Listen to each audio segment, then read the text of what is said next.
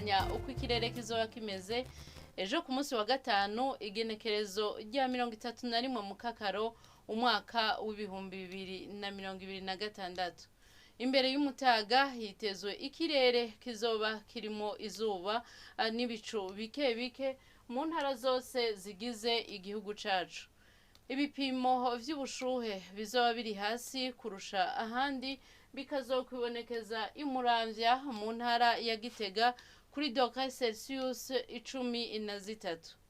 Inyuma y'umutaga hitezwe naho nyene ikirere kizoba kirimo izuba n'ibicu bike bike mu gihugu cose. Ibipimo vy'ubushuhe bizoba biri hejuru kurusha ahandi bikazokwibonekeza mu Cibitoke mu ntara ya Bujumbura kuri dogere Celsius 31.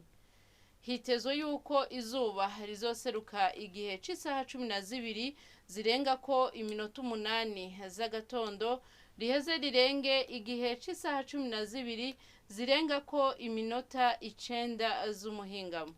Nuko rero aha niho hagarukiye amakuru y'ikirere mwateguriwe n'ikigo Ijebu.